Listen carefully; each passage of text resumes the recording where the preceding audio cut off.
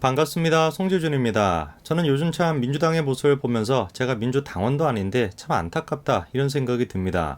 불과 몇 년 전까지만 하더라도 그래도 노무현 정권 때를 생각해 본다면은 방향성은 좀 잘못됐다라고 할지라도 낭만이 있지 않았습니까? 진보 좌파로서 끝까지 지켜야 되는 낭만 이런 게 있었는데 현재 민주당은 그런 게 전혀 존재하지 않죠. 허구한나 하는 건 뭐밖에 없습니까? 자기 편의 잘못을 숨기고 감추기 위해서 내로남불적이고 위선적인 모습을 보이는 거, 그리고 자기 지지자들을 앞세워가지고 국민들을 분열시키는 거, 이게 지난 5년 동안 민주당이 보여줬던 모습 아닙니까? 지금에라도 민주당이 사는 길은 빨리 법치를 기준으로 문제가 있는 사람들 이재명 걔를 정리를 하는 것인데 당연히 민주당이 그렇게 할 리가 없죠. 지금 민주당이 하는 건 뭡니까? 또다시 김건희고 또다시 집무실입니다. 일전에 김건희 여사를 둘러싸고 다음과 같은 논란이 있었습니다. 아니 그래도 대통령 집무실로 쓰이고 있는 장소인데 영부인이라고 하는 사람이 저렇게 함부로 들어와도 되냐? 이런 식의 논란이었는데요. 사실 별 문제도 아닌 거 가지고 문제 제기를 했던 거기 때문에 금방 사그라들었습니다. 그런데 최근 들어서 다시 논란이 커지고 있는데요. 이유는 다른 게 아니라 다음 같은 단독 기사 때문이었습니다.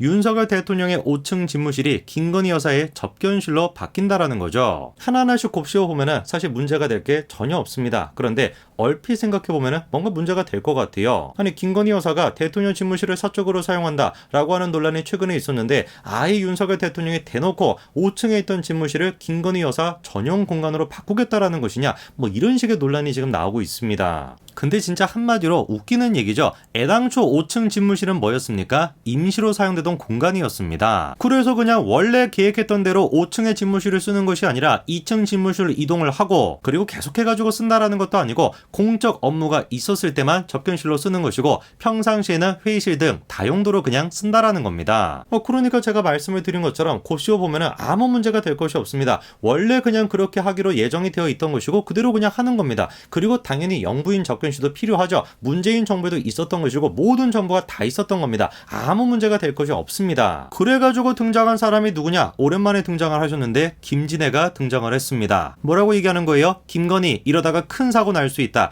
영부인실을 만들라. 이렇게 얘기하고 있습니다.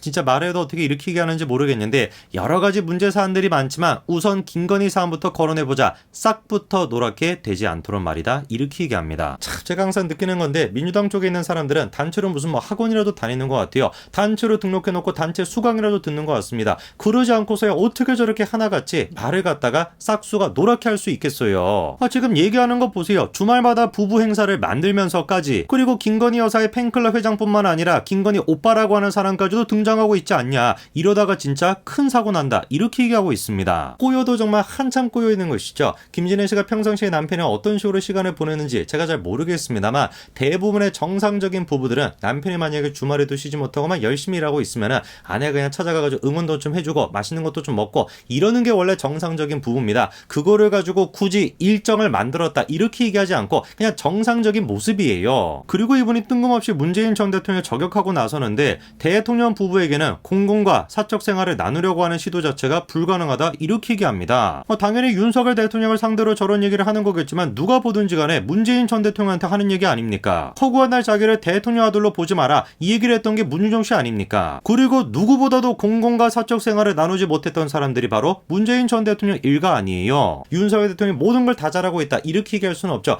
왜 잘못된 게 없겠습니까? 잘못된 게 분명히 있죠. 그런데 적어도 그런 식의 비판을 누가 할 자격은 없다? 민주당 쪽에 있는 사람들이 할 자격은 없다라는 거예요. 제가 이번에 기사를 보면서 진짜 웃기다라고 생각했던 게 뭐냐면 김진애가 뭐라고 합니까? 영부인 부속실을 만들어가지고 철저하게 공공으로 관리하라 이렇게 지금 요구하고 있죠. 그런데 이미 그 점에 대해서 윤석열 대통령 측도 업무 담당 직원을 뽑겠다라고 얘기했습니다. 그런데 그랬더니만 또 기사가 뭐라고 지적을 하냐? 제2부속실 폐지 공약이 백지화된 거 아니냐? 또 이러고 있습니다. 부속실을 만들어가지고 영부인의 공적인 역할을 더 키워야 된다. 그래가지고 직원을 배치를 했더니만 또 그거를 가지고 그러면 제2부속실을 폐지하겠다라는 공약이 지금 백지화가 된 거냐? 이렇게 또 비판하고 있으면 어느 장단에 맞춰야 되는 겁니까? 이러니까 제가 말씀을 드리는 거예요. 저 사람들은 지금 윤석열 정부가 잘 자리 잡도록 건전한 비판을 하고 있는 것이 아니라 그냥 모든 게 다 싫은 겁니다. 무조건 그냥 비판을 하는 거예요. 이제는 또 이거를 가지고 뭐라고 하고 있어요. 대통령실을 리모델링 하는데 기술자가 2명밖에 없는 중소업체가 맡았대요. 그리고 그 주인공이 누구냐? 짜잔, 바로 여기입니다. 다누리 우림건설이라는 곳입니다. 솔직히 얘기해가지고 사진으로 보면은 뭔가 좀 전문성이 없어 보이고 그런 느낌이 없지 않아 있죠. 그런데 그런 업체를 어떻게 경쟁업체도 없이 수의계약 형태로 지정할 수가 있냐,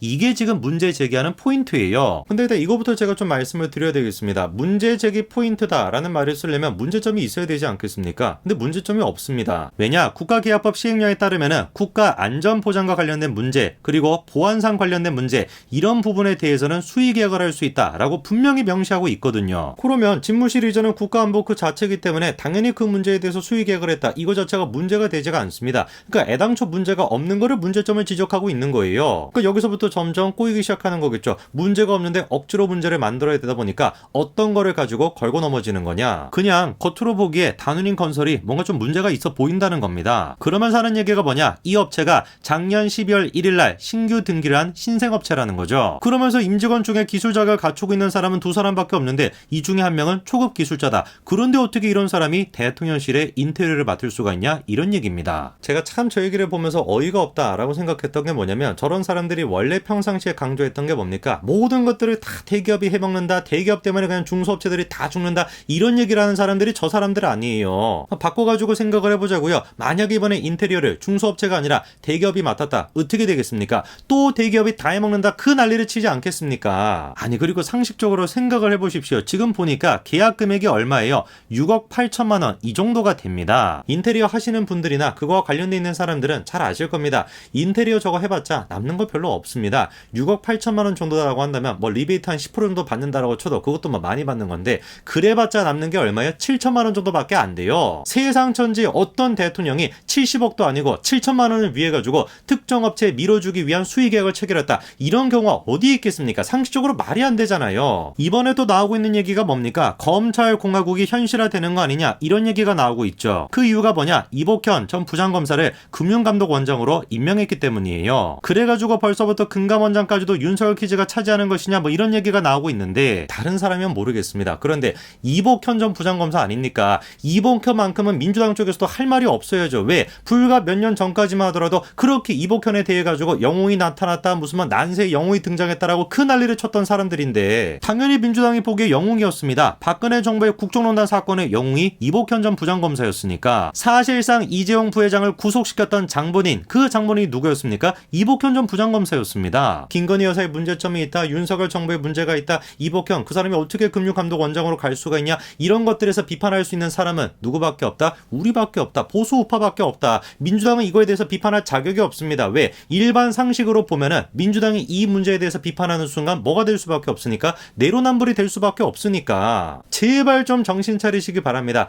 낄 때 끼고 안 낄 때 안 끼는 거, 낄끼빠빠를 해야 돼요. 낄끼빠빠 뭔가 좀 말이 안 맞는 것 같은데, 이게 아니구나.